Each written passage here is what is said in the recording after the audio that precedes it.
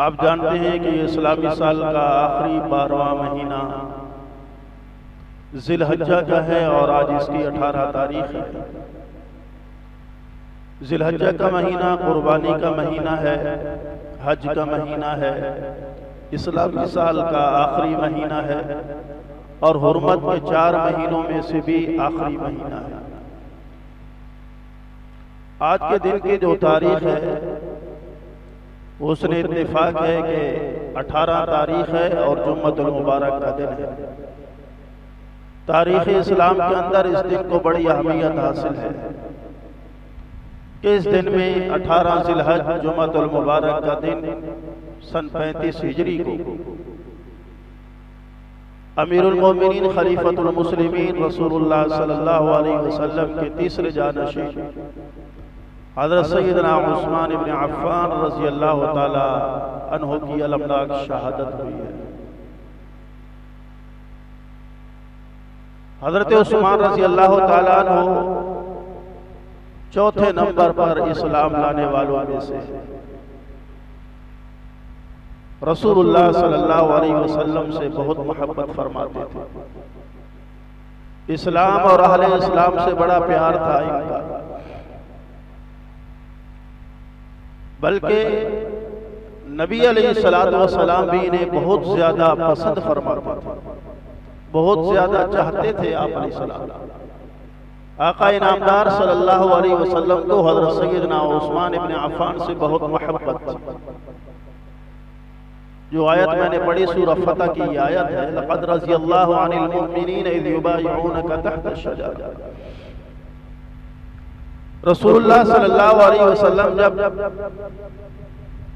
उम्रा करने के लिए तशरीफ लाया, आपने ख्वाब देखा कि मैं उम्रा कर रहा हूं। सहाबा को तैयारी का हुक्म दिया, आपने उम्रे का सफर शुरू किया। हुदैबिया के मकाम पर मुशरिकीन मक्का ने आपको रोक दिया। इसी हुदैबिया के मकाम पर एक सुलहनामा तैयार किया गया। नबी अलैहिस्सलातु वस्सलाम ने अपने एक सहाबी को मक्का वालों की तरफ भेजा कि जाओ मुशरिकीन से कहो कि हम कोई लड़ाई की गर्ज से तुम्हारी तरफ नहीं आ रहे, नहीं हम जंग चाहते हैं, बल्कि हम आएंगे, उम्रा करेंगे और फिर वापस पलट आएंगे। तो उन मुशरिकीन मक्का बदबख्तों ने रसूल सल्लल्लाहु अलैहि वसल्लम के भेजे गए सफीर की सवारी को कत्ल कर दिया। उन्हें भी कत्ल करना चाहते थे, लेकिन वो सहाबी भागकर नबी अलैहिस्सलातु वस्सलाम के पास पहुंचे।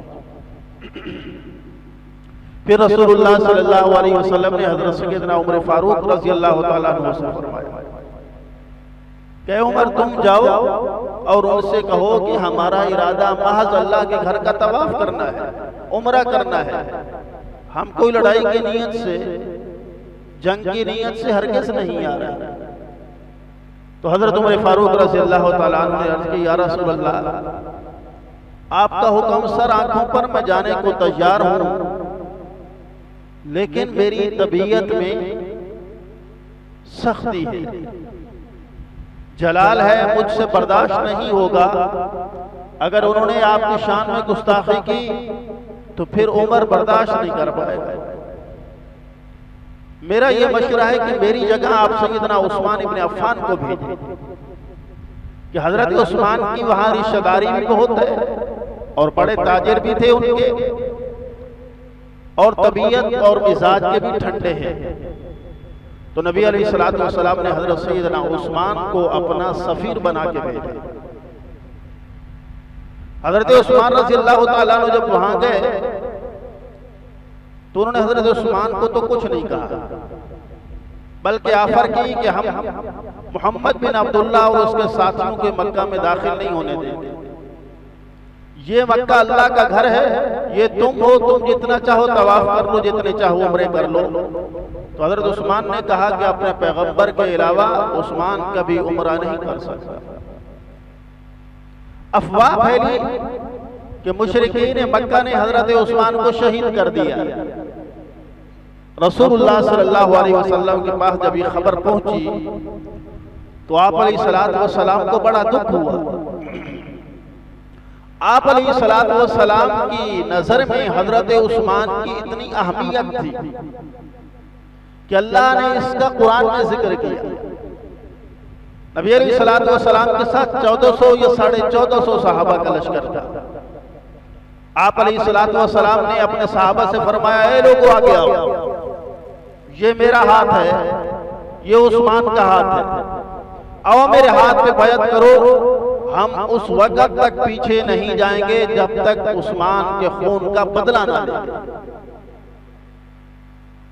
अल्लाह के नबी का हाथ है, 1450 सहाबा के हाथ है। अल्लाह ने फरमाया यदुल्लाहि फौका अयदीहिम, इन तमाम हाथों के ऊपर मुझ अल्लाह का हाथ है। तो ये हजरत उस्मान की अहमियत थी। और फरमाया तहत शजरती, अल्लाह ने उस दरख्त का भी कुरान में जिक्र किया है जिस दरख्त के नीचे बैठ के अल्लाह के नबी सल्लल्लाहु अलैहि वसल्लम ने हजरत उस्मान के लिए सहाबा से बैअत की थी। इससे पता चलता है कि हजरत उस्मान को अल्लाह ने क्या मकाम अता फरमाया। रसूलुल्लाह सल्लल्लाहु अलैहि वसल्लम की खिदमत अक़दस में एक जनाजा लाया। अल्लाह के नबी सल्लल्लाहु अलैहि वसल्लम के लिए अल्लाह ने कुरान में फरमाया वमा अरसलनाका इल्ला रहमतल लिल आलमीन। अल्लाह की जात रब्बुल आलमीन है, अल्लाह का महबूब रहमतुल लिल आलमीन है, और इसमें कोई शक नहीं। अल्लाह के नबी सल्लल्लाहु अलैहि वसल्लम के पास जो भी आ जाता था आप उसको खाली हाथ नहीं लौटाया करते थे। हत्ता कि अल्लाह के नबी सल्लल्लाहु अलैहि वसल्लम जानते थे कि ये मुनाफिक आदमी है, ऊपर ऊपर से कलमा पढ़ता है, दिल में निफाक है, बुग़्ज़ है, इस्लाम और पैगंबर इस्लाम और मुसलमानों का मुखालिफ और दुश्मन है, बावजूद इसके अल्लाह के नबी उनका जनाजा पढ़ा दिया करते थे। बल्कि अल्लाह ने कुरान में फरमाया इस्तग़फिर लहुम औ ला तस्तग़फिर लहुम इन तस्तग़फिर लहुम 70 मर्रतन फलन यग़फिर अल्लाहु लहुम। अल्लाह के नबी जब मुनाफिकीन के लिए दुआ करते थे, या अल्लाह इन्हें माफ फरमा दे, या अल्लाह इन्हें माफ फरमा दे, या अल्लाह इन्हें माफ फरमा दे। मुनाफिकीन का सरदार अब्दुल्लाह इब्न उबय इब्न सलूल जब वो मरा तो अल्लाह के नबी ने अपना कुर्ता दिया, जाओ मेरा कुर्ता पहना दो, शायद इसकी बरकत से अल्लाह उसकी बख्शिश कर दे। हालांकि सबसे बड़ा दुश्मन था नबी अलैहिस्सलातु वस्सलाम, इतने रहमदिल थे, इतने मुशफिक और मेहरबान थे, इतनी रहमत वाले थे। लेकिन एक जनाजा लाया गया। आप अलैहिस्सलातु वस्सलाम से सहाबा ने की, या रसूलल्लाह जनाजा आया, आप पढ़ा दीजिए। आपने फरमाया ले जाओ ये जनाजा, मैं नहीं पढ़ाऊंगा। साहब ने अर्ज की, या रसूलल्लाह जनाजा ये नहीं पढ़ाएंगे। आपने फरमाया नहीं पढ़ाऊंगा। साहबा जानते थे कि अल्लाह के नबी तो मुनाफिकों का जनाजा पढ़ा दिए करते थे।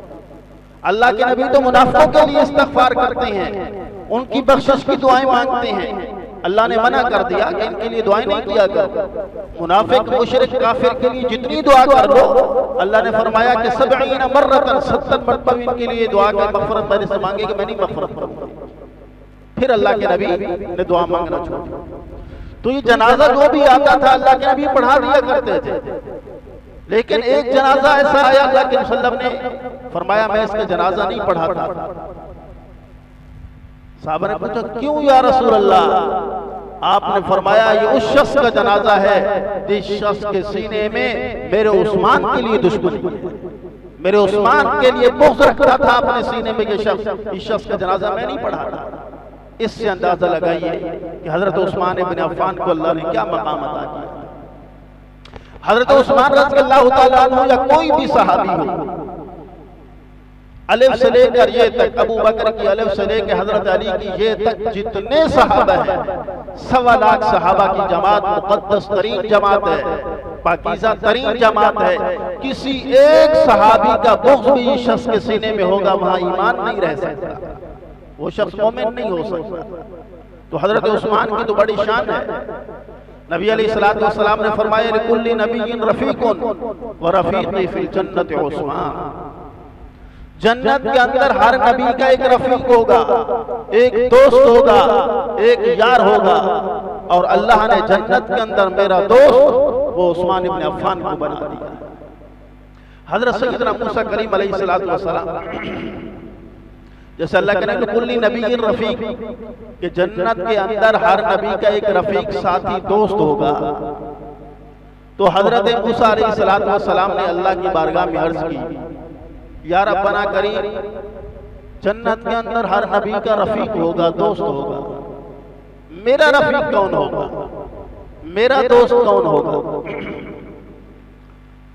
तो अल्लाह करीम ने वही की कि फलां बाजार में फलां नुक्कड़ के ऊपर एक शख्स गोश्त बेच रहा है। ऐ मेरे मूसा करीम, जन्नत के अंदर वो तुम्हारा साथी है, दोस्त है। हजरत मूसा अलैहिस्सलाम चल पड़े, बाजार में गए, जैसे बतलाया गया था वैसे ही नुक्कड़ के ऊपर उसकी दुकान है, वो गोश्त बेच रहा है, कसाई है। हजरत मूसा वहां जाके बैठ गए, देखते रहे कि क्या करता है, कौन सा इसका ऐसा अमल है कि उस अमल की वजह से अल्लाह ने इस कसाई को जन्नत के अंदर मूसा कलीम का दोस्त बना दिया है। खैर वो गोश्त काटता रहा, बेचता रहा।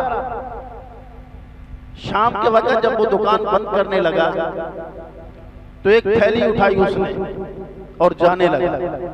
हजरत मूसा अलैहिस्सलाम ने उनसे कहा कि मैं मुसाफिर हूं, मैं तुम्हारे साथ रात गुजारना चाहता हूं, मेरी मेजबानी करोगे? उसने कहा जी बिस्मिल्लाह, आइए मेरे साथ, चलिए मेरे घर।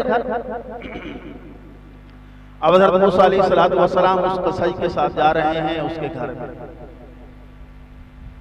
हज़रत मूसा फरमाते हैं, गया मैंने देखा कि उसने जो थैली उठा रखी थी उसमें गोश्त था।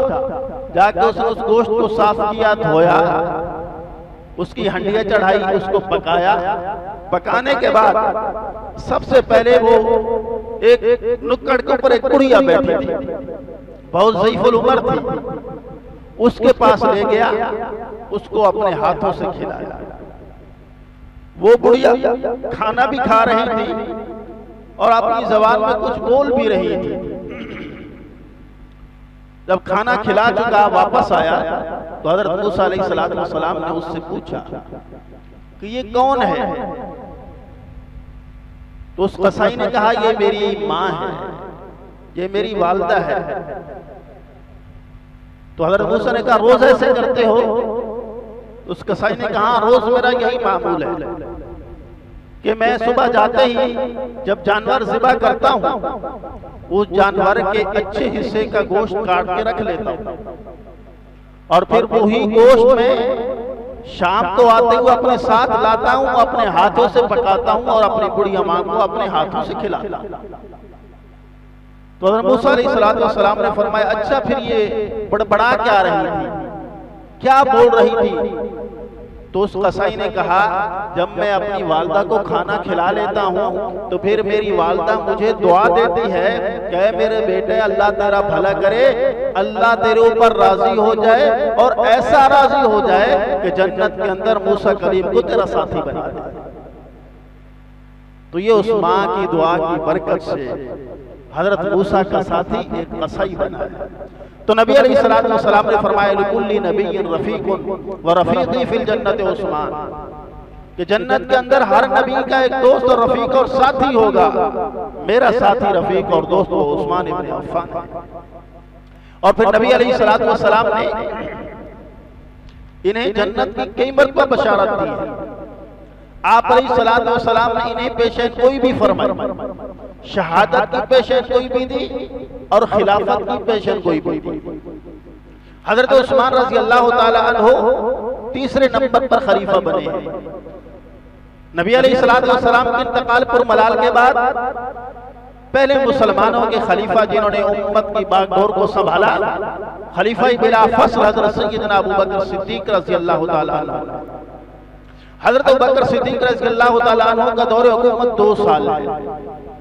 आप अलैहिस्सलाम का जब इंतकाल पुरमलाल हुआ उस वक़्त इस्लाम का झंडा 9 लाख मुरब्बा मील पर लहरा रहा था। फिर जब सय्यदना सिद्दीक़ अकबर को खिलाफत मिली और फिर हजरत सय्यदना अबू बकर की जब इंतकाल पुरमलाल हुआ उस वक़्त इस्लाम का झंडा 11 लाख मुरब्बा मील पर लहरा रहा था। हजरत अबू बकर का दौर हुकूमत 2 साल है। हजरत अबू बकर रज़ी अल्लाह तआला अन्हु के बाद फिर खलीफा बने हजरत सैयदना उमर फारूक रज़ी अल्लाह तआला अन्हु, खलीफा सानी राशिद। हजरत उमर फारूक रज़ी अल्लाह तआला अन्हु का दौर हुकूमत 10 साल है। हजरत अबू बकर के बाद खलीफा बने, नबी अलैहिस्सलाम का जब इंतकाल पुरमलाल हुआ 9 लाख मुरब्बा मील था। हजरत अबू बकर का इंतकाल पुरमलाल हुआ 11 लाख मुरब्बा मील था। 11 लाख मुरब्बा मील पर हजरत अमीरुल मोमिनीन उमर फारूक खलीफा बने। 10 साल दौर हुकूमत है हजरत उमर फारूक रज़ी अल्लाह तआला अन्हु की शहादत के बाद जब आपने हजरत उस्मान गनी ने बागडोर संभाली है, उस वक्त 22 लाख मुरब्बा मील पर इस्लाम का झंडा लहरा रहा था। हजरत उमर फारूक का दौर हुकूमत 10 साल है।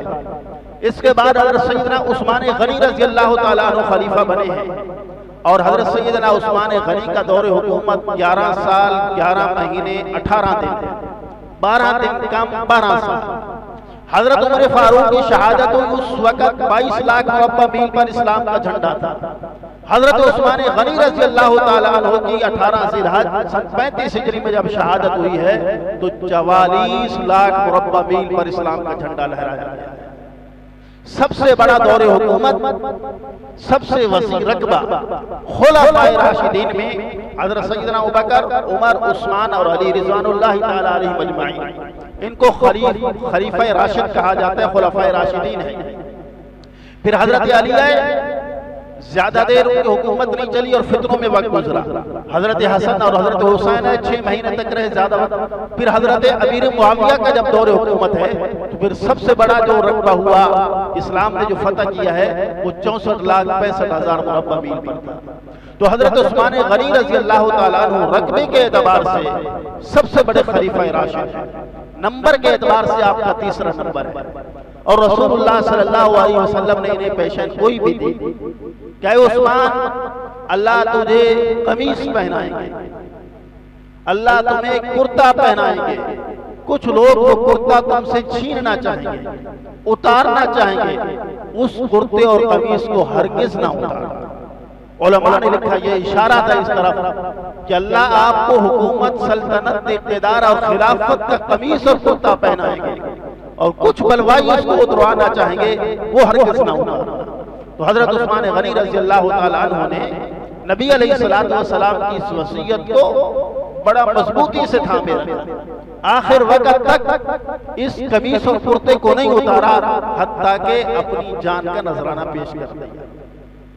शहादत की पेशकश हुई, रसूलुल्लाह सल्लल्लाहु अलैहि वसल्लम ने दी।